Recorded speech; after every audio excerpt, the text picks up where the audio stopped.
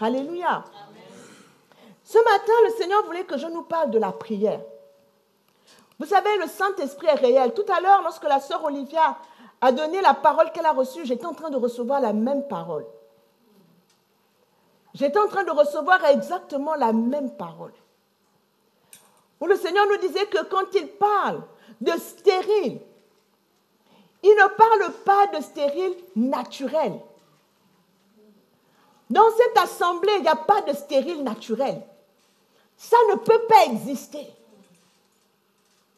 Parce que Dieu nous a fait la grâce. Dieu m'a dit à chaque fois que je prierai pour une femme qui n'enfante pas, elle enfantera. Parce que la volonté de Dieu est que les femmes enfantent. Amen. Amen. Lorsqu'une femme est mariée, qu'elle est dans le cadre qu'il faut, il n'y a pas de raison qu'elle n'enfante pas. Amen. Amen. Alors nous prions et Dieu fait enfanter. Mais la stérilité dont Dieu nous parle ce matin, c'est celle qui fait que nous ne portons pas de fruits. Lorsque Dieu a créé l'homme et la femme, la Bible dit que Dieu les bénit. Et la première bénédiction qu'il prononce, c'est « soyez féconds ». Ça veut dire porter du fruit, abonder en œuvres bonnes. Abonder en œuvres bonnes. Et il a dit dans Jean 15,7, « c'est pas vous qui m'avez choisi, c'est moi qui vous ai choisi. Et je vous ai établi afin que vous alliez et que vous portiez du fruit et que votre fruit demeure. Afin que ce que vous demanderez au Père en mon nom, il vous le donne. » Nous ne réalisons pas souvent que l'exaucement à la prière est lié au fruit que nous portons, à la quantité et à la qualité du fruit que nous portons. Le Seigneur dit, ce n'est pas vous qui m'avez choisi, c'est moi qui vous ai choisi et je vous ai établi, Jean 15,16. Afin que vous alliez, que vous portez du fruit et que votre fruit demeure. Afin que ce que vous demanderez au Père en mon nom, il vous le donne. Alors, de la même manière qu'il n'y a pas de stérilité naturelle, il ne saurait y avoir de stérilité spirituelle. Parce que Dieu veut que nous abondions en œuvres bonnes. Et il dit d'ailleurs dans Éphésiens 2,10 qu'il nous a sauvés gratuitement, pas par nos œuvres, mais pour accomplir des œuvres bonnes qu'il a préparées d'avance. Dieu nous a sauvés pour accomplir des œuvres qu'il a préparées. Donc, dans nos vies, la stérilité n'est pas possible. Parce que si tu existes et que tu reconnais que Christ t'a sauvé, c'est qu'il y a des œuvres qui t'attendent. Il y a des œuvres qui t'attendent. Je faisais le témoignage au CFA cette semaine et je leur racontais que avec mes équipes, il nous arrive de poser des actes, de faire des œuvres sur le terrain. Et plusieurs fois, et ces actions-là, nous ne les médiatisons pas. Nous ne disons pas ce que nous faisons, nous n'en parlons pas. Et un jour, il y a quelqu'un dans l'équipe qui m'a dit, mais, parce qu'il m'appelle la grande pour la plupart, il me dit, mais la grande, pourquoi on ne parle pas de ce qu'on a fait? On a fait ça, on a fait ça, on a fait ça, pourquoi on n'en parle pas? Je leur ai dit, parce que la Bible dit, le Seigneur Jésus a dit, mes œuvres rendent témoignage de moi. Ça veut dire, mes œuvres parlent pour moi. Et je leur ai dit, si nos œuvres ne parlent pas encore pour nous, c'est que soit elles ne sont pas assez nombreuses, soit elles ne sont pas assez grandes. Alors, continuons de travailler pour que ce soit les œuvres qui parlent et pas nous. Ce n'est pas à nous de dire, j'ai fait. Lorsque vous faites du bien aux gens, ce n'est pas à vous de dire, j'ai fait du bien à quelqu'un. C'est la personne qui doit venir dire, voilà le bien qu'on m'a fait. Voilà ce que j'ai reçu. Et je leur ai dit, si pour l'instant, ce que nous faisons, personne n'en parle, c'est qu'on n'a pas encore assez fait. Il y a une sœur dans l'équipe qui me disait, parce que c'est aussi ma fille spirituelle, qui disait là, elle était énervée. La grande, tu ne comprends pas. Avec tout ce que tu fais pour les jeunes, tu devrais avoir une armée derrière toi. Hein? Et quand on parle mal de toi sur les réseaux sociaux, ces jeunes-là ne viennent même pas te défendre. Je lui ai dit, mais je ne fais pas ça pour qu'ils me défendent. Je n'ai pas besoin qu'on me défende. L'Éternel me défend. L'Éternel me défend. La qualité de ma vie me défend. Ma persévérance va me défendre. Ma droiture va me défendre. Le temps. La Bible dit, le sort fait cesser les contestations et il juge entre les puissants. Ça veut dire que c'est ce que tu deviens qui finit par te justifier. Ce n'est pas la peine de venir parler. Il faut agir. Je lui ai dit, maman, laisse. Nous ne faisons pas ça pour attendre une reconnaissance de qui que ce soit. Nous le faisons parce que c'est ce qui est juste. Et le Seigneur nous demande de faire ce qui est juste. Et lorsque nos œuvres seront suffisamment nombreuses et grandes, elles parleront pour nous. Elles témoigneront pour nous. On ne fait que commencer le parcours.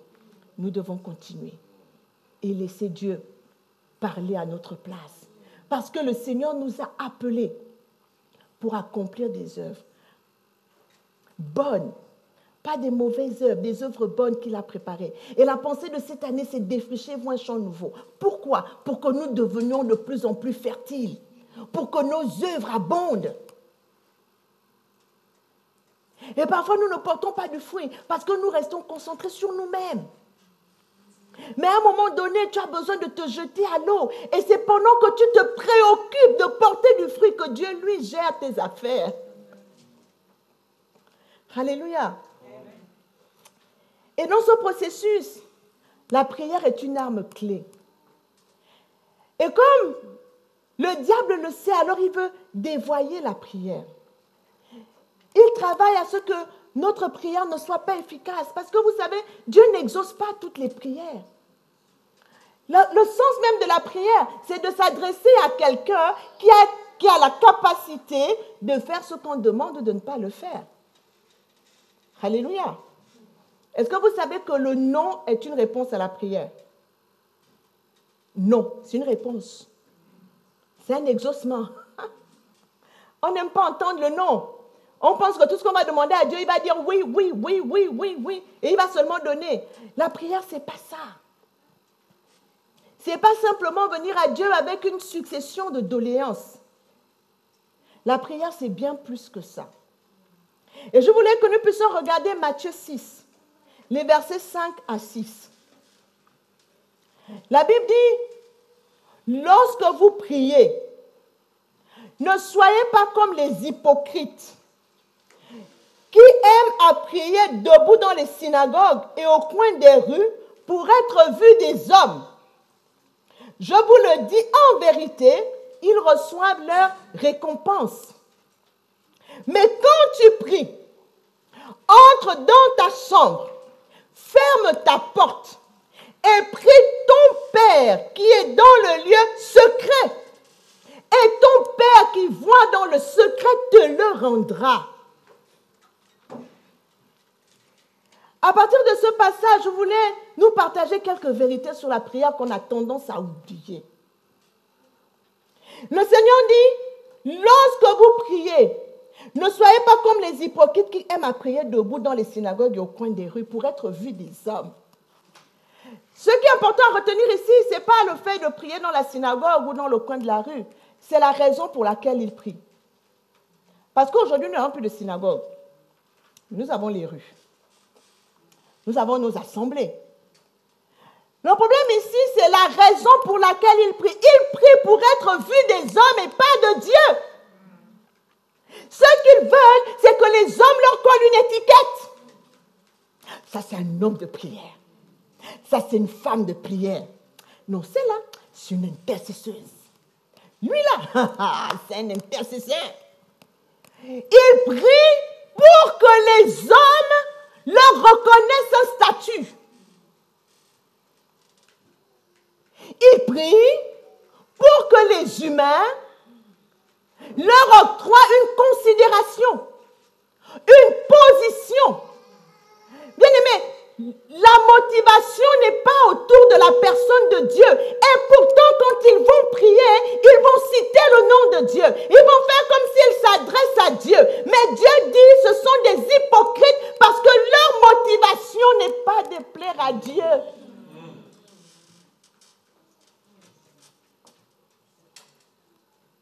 Leur motivation, c'est de remplir une formalité. Parce qu'on m'a dit que le chrétien doit prier. Parce que pour apaiser ma conscience, quand on va parler de la prière dimanche, il faut que je puisse dire que j'ai rempli les cases. J'ai prié dans la semaine. La prière est une formalité.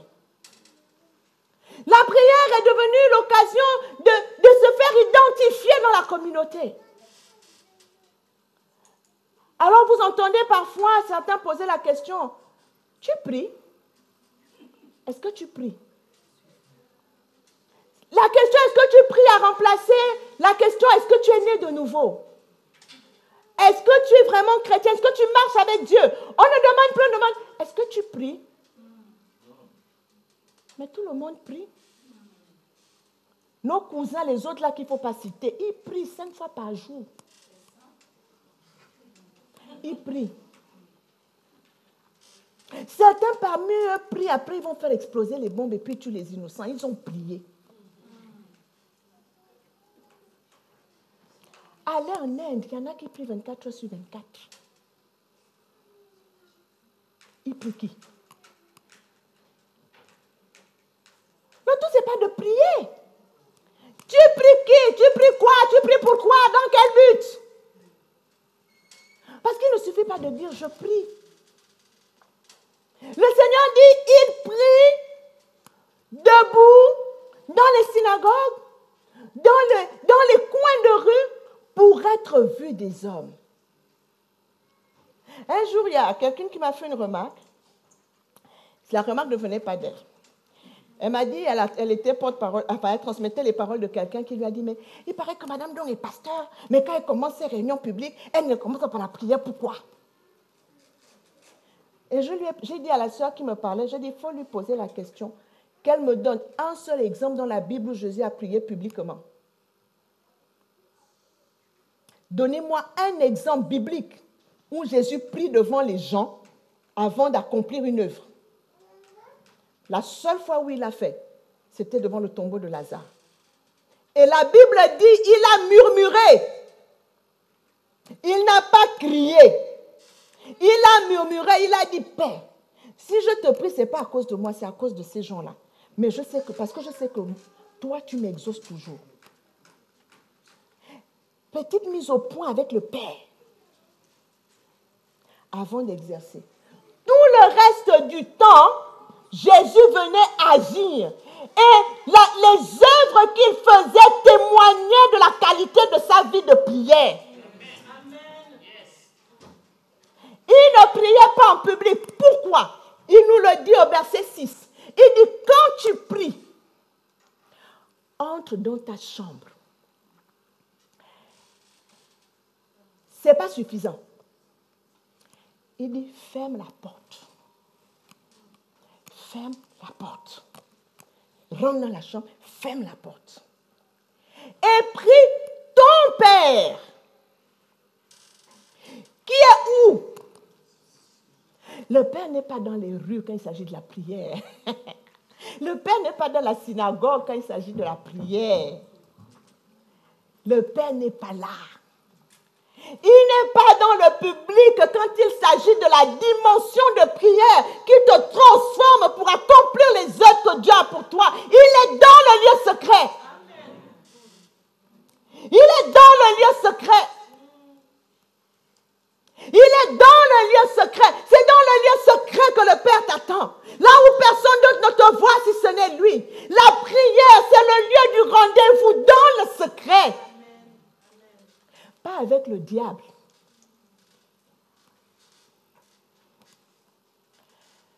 Pas avec Dieu, tous les statuts qu'on peut donner à Dieu. Quand on va dans la prière, c'est pour être face à face avec le Père. Au passage, ceux qui prient dans les synagogues pour être vus, ils ont leur récompense. Ça veut dire qu'ils ont leur récompense. Ça veut dire que le statut qu'ils veulent avoir des hommes, ils l'obtiennent. Mais quelle bien maigre récompense. La prière, c'est le lieu secret où il n'y a que le Père et toi. Il dit que tu vas dans la chambre, tu fermes la porte pour que personne ne soit témoin, pour que personne ne te dérange. Tu fermes la porte derrière toi. Parce que quand tu vas dans la prière, ce n'est pas pour régler les questions du passé. C'est pour régler le présent et aller dans le futur avec Dieu. Parce que ton passé, Christ s'en est chargé. Si tu es en Christ, tu es une nouvelle créature. Les choses anciennes sont passées. Voici, toutes choses sont devenues nouvelles. Donc tu vas dans la dimension du face à face avec le Père. Parce que tu dois entrer dans cette nouveauté. Cette nouveauté doit devenir ta réalité. Cette nouveauté doit devenir ce qui te caractérise au quotidien. Mais pour en arriver là, c'est dans le lieu secret avec le Père. Ce n'est pas dans les synagogues. Ce n'est pas dans les rues. On ne prie pas en public pour transformer les choses. Ça s'appelle la prière stratégique. La prière stratégique, ce n'est pas dans les rues. La prière qui va te porter et faire de toi ce que tu dois être. Ce n'est pas la prière même que tu fais ici le dimanche matin. Ce n'est pas la prière que tu fais avec le groupe d'intercession. Ce n'est pas la prière qu'on fait le vendredi. Cette prière-là, c'est la prière communautaire. Elle a un autre but. Mais la prière qui va te construire. Le Père t'attend dans le lieu secret. Amen. Le Père t'attend dans le lieu secret. Amen. Parce que quand tu vas dans le lieu secret, tu vas rencontrer le Père. Bien-aimé, même lorsque le Seigneur Jésus nous apprend à prier, qu'est-ce qu'il dit? Il dit, on commence par notre Père. La prière, c'est le lieu de rencontre avec le Père. Pourquoi le Père? Mais à quel moment le Père va te transmettre les conseils? À quel moment le Père va te conduire? À quel moment le Père va te révéler ton héritage? À quel moment le Père va t'édifier véritablement? C'est quand il te prend à deux. Même les pères naturels, quand ils veulent transmettre quelque chose d'important à leurs enfants, qu'est-ce qu'ils font? Ils te prennent à deux. Il te prend à deux. Même s'il a 10 gosses, il va les prendre un à un. Il va les emmener. Parce que quand il doit révéler son cœur de père, quand il doit communiquer ce qu'il y a au fond de lui, qui va bâtir son héritage, qui va bâtir la destinée de ses enfants, il les prend un par un. Seul avec le Père. Il ne leur parle pas sur la route. Il ne leur parle pas au supermarché.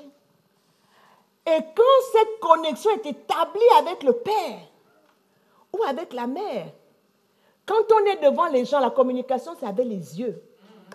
Il n'a plus besoin de parler. Parce qu'il a déjà établi des principes, il a établi des règles, il a bâti quelque chose. Quand l'enfant veut déconner, il regarde seulement comme ça, l'enfant lui-même a compris le message. Il y a un niveau de proximité que tu construis avec Dieu dans le lieu secret, qui fait que quand tu es en public, tu n'as plus besoin de prier, la connexion est là. Même quand tu as envie de poser un acte, tu entends la voix de l'Esprit qui te dit stop. Parce que tu as développé la communion dans le lieu secret. Parce que la volonté de Dieu, en tant qu'enfant de Dieu, c'est que tel il est, tel nous devons être. Il y a un lien de filiation. Même dans le monde, on dit quoi? Tel père, tel fils. Mais à quel moment le Seigneur nous impacte pour que nous devenions comme lui? C'est dans le lieu secret. Et la Bible nous dit dans 2 Corinthiens 3, 18. 2 Corinthiens 3, 18, pas 1 Corinthiens 2. Dans 2 Corinthiens 3, 18, il y a ce passage que les chrétiens interprètent très mal. Parce qu'ils prennent seulement la dernière partie du verset. Nous allons de gloire en gloire. Alors ce verset, comme on aime tout matérialiser, on l'a rendu matériel. Si tu vivais dans un 2 pièces et que maintenant tu vis dans un 3 pièces, là, je suis passé de gloire en gloire. Si tu avais une Clio un peu ancien modèle des années, je ne sais pas combien, et puis là maintenant tu as une nouvelle voiture bien rutilante, oh là là, le Seigneur l'a béni, il est passé de gloire en gloire. Mais ce verset dit ceci, il parle de la prière. Il dit, nous tous qui, le visage découvert, contemplons comme dans un miroir la gloire du Seigneur. Nous sommes transformés en la même image, de gloire en gloire et de victoire en victoire. Comme par le Seigneur, l'Esprit. Ça veut dire que quand tu vas dans le lieu secret, le verset d'avant parle de Moïse qui contemplait la gloire de Dieu et la gloire restait sur son visage.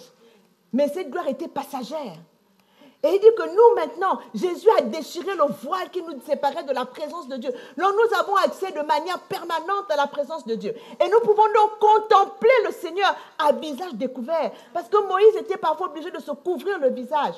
Mais il dit que nous contemplons le Seigneur le visage découvert, comme dans un miroir. Lorsque nous contemplons comme dans un miroir la gloire du Seigneur, ce qui se passe, c'est que nous sommes transformés à l'image de cette gloire que nous contemplons. Et de gloire en gloire et de victoire en victoire. Il s'agit ici de transformation spirituelle où quand nous sortons de la prière, notre caractère est transformé. Nous ressemblons de plus en plus au Père et donc nous sommes rendus capables d'accomplir les œuvres que le Père. Parce que sans cette transformation, nous ne pouvons pas accomplir les œuvres de Dieu. Parce que les œuvres de Dieu ne sont pas charnelles. D'ailleurs, nous ne pourrons pas combattre. Parce que même les armes qu'il nous donne ne sont pas charnelles. Elles sont puissantes par la vertu de Dieu. Pour renverser les forteresses. La prière, c'est dans le lieu secret. Avec le Père. C'est là que nous sommes transformés à son image. Pour reconquérir l'image de Dieu que nous avions à la création et que nous avons perdue à cause du péché. Nous repartons la reconquérir. La Bible dit que quand nous sommes en Christ, la Bible dit dans Colossiens 3, 9 à 10, que nous devons revêtir l'homme nouveau. Mais cet homme nouveau-là, il se renouvelle dans la connaissance selon l'image de celui qui l'a créé. Donc être chrétien, ce n'est pas un acquis, ce n'est pas un statut définitif. Je suis une nouvelle créature, ce n'est pas un statut définitif. La nouvelle nature s'entretient dans la communion à l'image de celui qui l'a créé.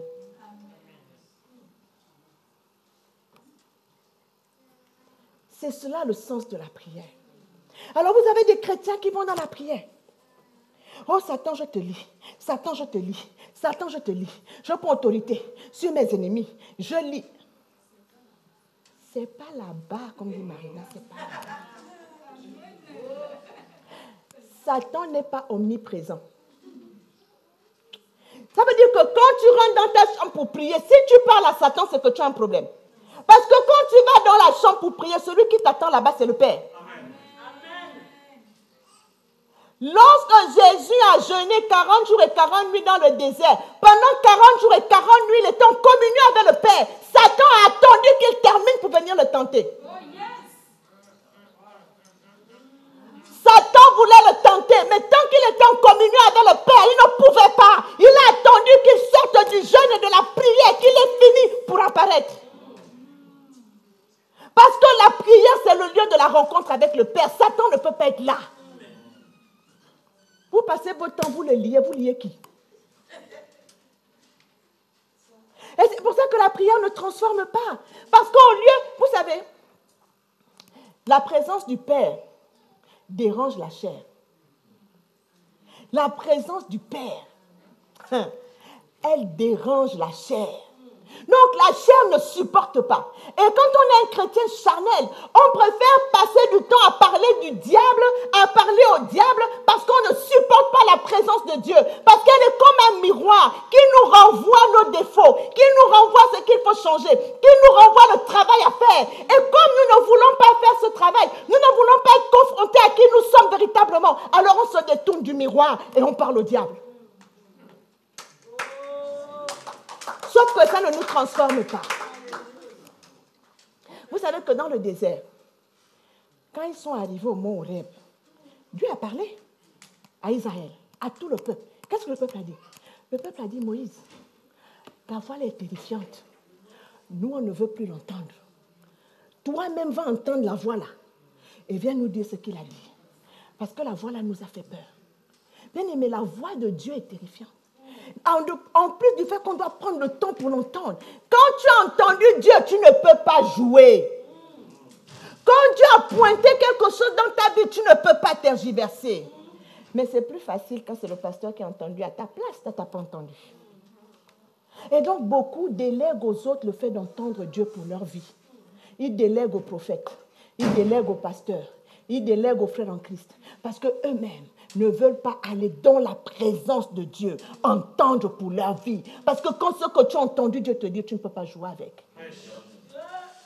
Mais sauf que ce que tu as entendu Dieu te dire, lorsqu'il te parle et que tu es bien disposé, il te donne la capacité de faire ce qu'il dit. Tu reçois en même temps la capacité. Parce que si tu ne peux pas, tu diras, Seigneur, c'est fort pour moi. Je ne pourrai pas si tu ne m'aides pas. Ce que tu me dis là, je le reçois. Mais Seigneur, tu connais ma situation. Tu connais ma faiblesse. Même Jésus à Gethsémane, la chair a flanché. Il a dit, Père, si tu peux éloigner de moi cette coupe, mais non pas ma volonté, mais la tienne. Parce que je veux faire ta volonté. La Bible dit que les anges sont venus le fortifier. Les anges sont venus le fortifier pour qu'il fasse ce que Dieu avait véritablement prévu.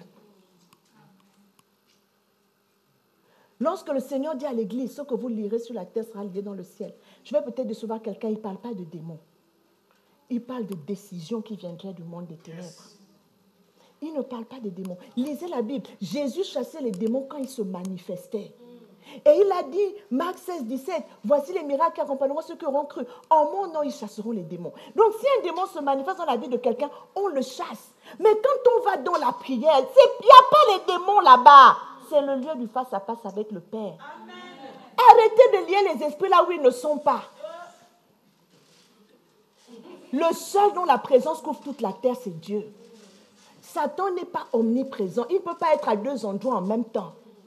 Et si vous êtes en Christ, Satan fait quoi dans votre environnement, Seigneur? Il fait quoi là?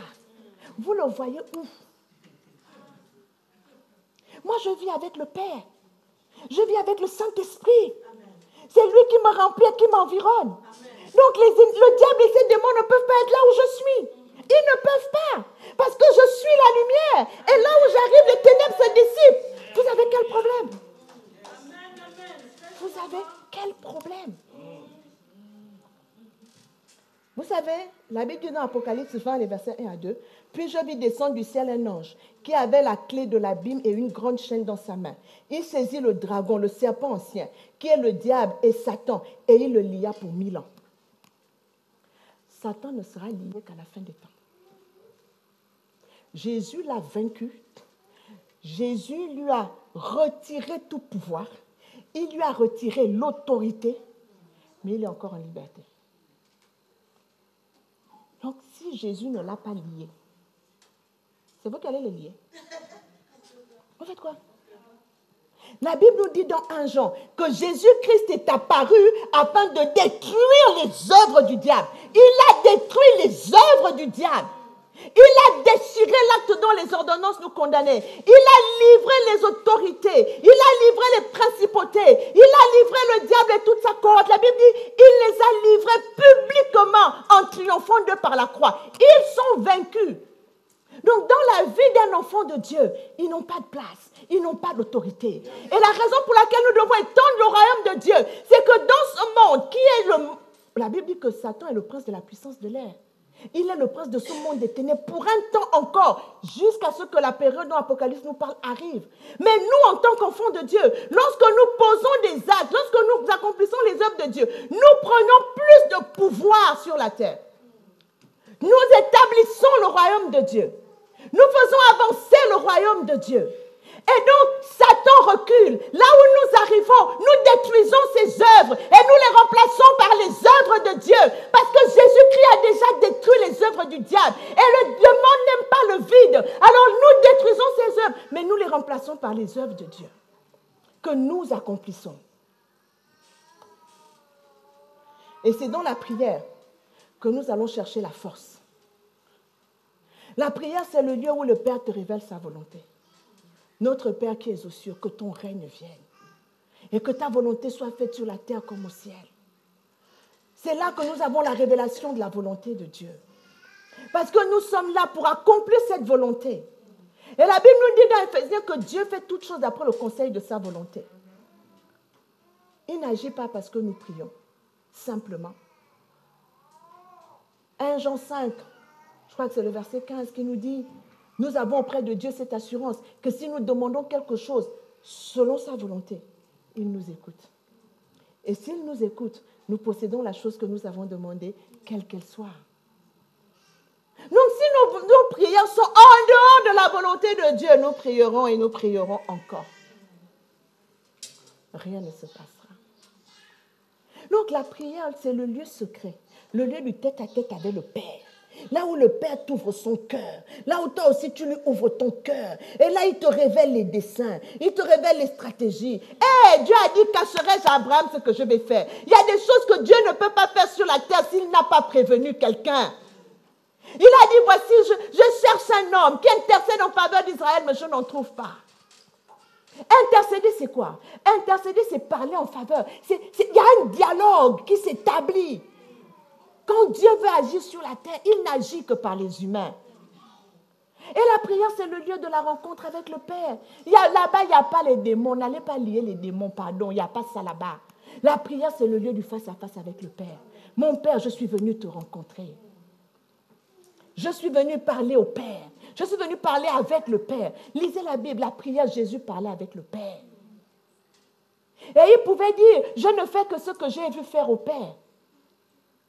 Ma nourriture, c'est de faire la volonté de mon Père. Il la connaissait parce qu'il allait la chercher. Il était parfaitement Dieu, mais aussi parfaitement homme. Et il nous a montré un exemple à suivre. C'est dans la prière que nous sommes fortifiés pour ne pas tomber dans la tentation. Et je vais finir avec ce verset de Deutéronome 8.1. Parce que beaucoup prient pour que les desseins de Dieu s'accomplissent dans leur vie. Mais ils sont convaincus que c'est à cause des ennemis que les desseins de Dieu ne s'accomplissent pas dans leur vie. Et les chrétiens en sont arrivés à croire que des sorciers peuvent empêcher que le plan de Dieu s'accomplisse dans leur vie. Et même ils voient des sorciers partout. Dans le frère qui t'a élevé, dans la soeur qui t'a élevé, dans le père, la mère qui t'a élevé. Quand tu deviens grand, ils deviennent tes sorciers. Et on veut mêler Dieu à ça. Bien-aimé, aucun humain, aucun esprit ne peut empêcher la volonté de Dieu de s'accomplir dans votre vie. Ne peut empêcher le dessein de Dieu de s'accomplir dans votre vie. Je vais vous dire la seule chose qui peut empêcher que le dessein de Dieu s'accomplisse dans vos vies. Deutéronome 8.1 dit, vous observerez et vous mettrez en pratique tous les commandements que je vous prescris aujourd'hui.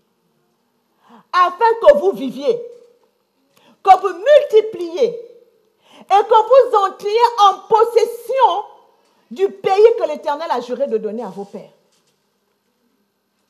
Je relis. Vous observerez et vous mettrez en pratique tous les commandements que je vous prescris aujourd'hui, afin que vous viviez, que vous multipliez et que vous entriez en possession du pays que l'Éternel a juré de donner à vos pères. Israël, quand ils vont prendre Canaan, Canaan n'est pas un territoire vierge.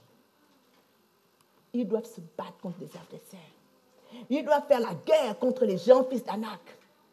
Mais Dieu ne leur dit pas, Dieu ne leur parle même pas des ennemis. Dieu ne leur parle même pas des adversaires qu'ils ont à combattre. Dieu leur dit, pour que vous viviez dans le pays, pour que vous multipliez. Parce que voyez-vous, en fait, le pays était trop grand pour Israël. Ils n'avaient pas pris tous les territoires en arrivant. Dieu leur a dit, je crois que c'est le pasteur Cyril qui avait prêché dessus une fois, où Dieu leur a dit, vous êtes trop peu, en gros je paraphrase, vous êtes trop peu nombreux. Je ne peux pas vous donner tout le territoire parce que vous aurez des territoires, des terrains que vous ne pourrez pas occuper et les bêtes sauvages vont venir dessus. Donc accroissez-vous, au fur et à mesure que vous vous accroîtrez, vous prendrez possession. Donc ils avaient besoin de multiplier, ils avaient besoin de croître pour continuer de prendre possession du pays. Mais Dieu leur dit, la seule condition ici c'est l'obéissance. C'est l'obéissance. Tant que tu es obéissant à Dieu dans ta vie, tant que tu fais ce que Dieu attend de toi, rien ni personne ne pourra te vaincre. Tu n'as pas à te préoccuper des ennemis. Tu as à te préoccuper de la qualité de ta relation avec Dieu. Tu as à te préoccuper de ton niveau d'obéissance à Dieu. À quel niveau tu entends Dieu te parler. À quel niveau tu fais ce que Dieu attend de toi. Parce que c'est ça qui t'ouvre les portes de la vie. C'est ça qui t'ouvre les portes du vrai succès. Et sur ce terrain-là, personne ne peut te vaincre. On n'a pas à se préoccuper des ennemis. Et les gens voient les ennemis partout. Les gens voient des ennemis partout. Et les gens même se préoccupent plus du diable que de leur relation avec Dieu. On le voit partout. Mais c'est lui donner plus d'autorité qu'il n'en a. Jésus l'a vaincu. Et il nous a donné cette victoire. La Bible dit, soumettez-vous à Dieu, c'est toujours le commencement. Résistez au diable et il fuira. On ne peut pas résister si on n'est pas soumis à Dieu. Bien aimé, je voulais ce matin rétablir cette vérité simple. La prière, c'est dans le lieu secret. C'est le lieu de la rencontre avec le Père. Il n'y a pas les esprits à aller lier là-bas. Il n'y a pas les ennemis à aller combattre là-bas. Il y a à être en communion avec le Père. Et le Père te conduira. Les gens font les prières de combat, les prières de je ne sais plus quoi. Vous combattez qui, vous combattez quoi? Lorsque tu es dans le plan de Dieu pour toi, lorsque Dieu te conduit et il te donne de triompher de toute adversité, il gère les adversaires. Il va t'instruire, il va te dire ne passe pas par là, il y a un piège. Ne réponds pas comme ça, réponds comme ça. Fais ceci, là tais-toi, là avance. Parce que tu chemines avec lui. Les ennemis ne sont pas notre préoccupation. Et c'est là que la Bible ajoute qu'on ne lutte pas contre la chair et le sang. Dieu veut nous transformer véritablement. Dieu veut nous rendre capables d'accomplir des œuvres grandes. Dieu veut nous rendre capables parce qu'il attend, il nous a sauvés pour ça. Il y a des œuvres bonnes qui nous attendent. Chacun d'entre nous. Mais tout ça se construit dans la prière, dans le lieu secret. La prière, c'est dans le lieu secret. Le Seigneur Jésus a dit, quand tu pries, entre dans ta chambre, ferme ta porte et prie qui? Ton Père. Ton Père, qui est là dans le lieu secret. Il est là. Et ton Père, regardez comment la Bible insiste. Elle dit, et ton Père, qui voit dans le secret, te le rendra. La Bible insiste sur la notion de secret. Il y a des prières que tu as fait avec Dieu que personne n'a le droit de savoir.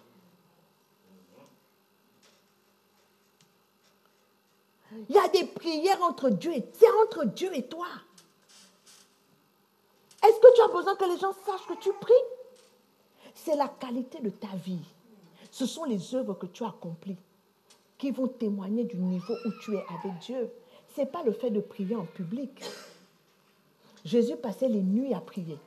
Et quand il revenait de là-bas, la Bible dit qu'il était revêtu de la puissance de l'Esprit. Il guérissait les malades. Il chassait les démons. Il enseignait comme personne. Mais ce n'est pas dans la synagogue que Jésus venait prier. Ce n'est pas devant la foule quand il accomplissait les autres qu'il venait prier. Il ne l'a jamais fait. Mais pour montrer qu'on est chrétien, même dans une manifestation qui n'a rien de chrétien, on veut venir prier. Mais ça a l'air que les gens nous détestent. C'est ce que messieurs-là. Je me rappelle quand on faisait des manifestations, en 2016, on vient me dire, Madame Novo, venez prier. Je dis, non, je ne prie pas ici. On n'est pas là pour prier. On n'est pas ici pour prier. Vous allez faire l'amalgame. Et je leur ai dit un jour, la République est laïque. Ça veut dire qu'elle ne privilégie aucune religion. Et elle n'en discrimine aucune. Elle est neutre.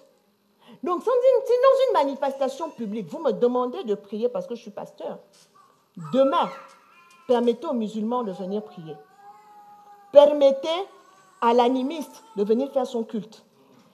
cette porte-là, quand vous l'ouvrez, ça veut dire que vous devez l'ouvrir à toutes les religions qui sont représentées dans notre rassemblement. C'est ce que ça veut dire. Et c'est là où les chrétiens nous traitent d'intolérants. Parce que nous voulons transporter nos prières là où elles ne doivent pas être. Et quand maintenant les autres qui ne sont pas chrétiens veulent venir amener pour eux, leur dire non, vous n'avez pas le droit ici. Mais quel droit nous on a de prier sur la place publique? Quel droit? Nous sommes dans un rassemblement politique. Quel droit tu as de venir pour un rassemblement politique parce que tu es chrétien? Et il y en a qui disent oui, c'est parce que je suis en train d'imposer le royaume de Dieu. Non, on impose le royaume de Dieu par nos œuvres. On impose le royaume de Dieu par notre impact. On impose le royaume de Dieu par l'influence positive que nous avons. Ce n'est pas en priant uniquement sur la place publique. Ça n'a absolument rien à voir. Quand tu apparais sur la place publique et que tu as pris le temps de prier derrière, la gloire de Dieu qui est sur toi témoigne. Et c'est elle qui attire les gens vers toi. Et c'est elle qui va attirer les gens vers ton Dieu sans que tu ne l'aies imposé. Jésus ne priait pas sur la place publique, et je vais finir avec ça. Mais par les œuvres qu'il faisait. La Bible dit que Nicodème est venu. Nicodème lui a dit, non, mec, quand je te regarde, je sais qu'aucun homme ne peut faire ces œuvres que tu fais si Dieu n'est avec lui. Dis-moi, je sais, Nicodème connaissait Dieu. Nicodème a dit que soyons honnêtes. On peut tout dire sur toi. Mais ce que moi je sais de Dieu, c'est qu'aucun homme ne peut faire les œuvres que tu fais là si Dieu n'est avec lui. Il ne lui a dit aucun homme ne peut prier comme tu pries si Dieu n'est avec lui. Hein. Nicodème n'avait jamais vu Jésus prier. Mais il avait vu la manifestation des œuvres. Et Jésus lui-même dira plus tard, si vous ne croyez pas en moi, mais croyez en moi à cause des œuvres que je fais.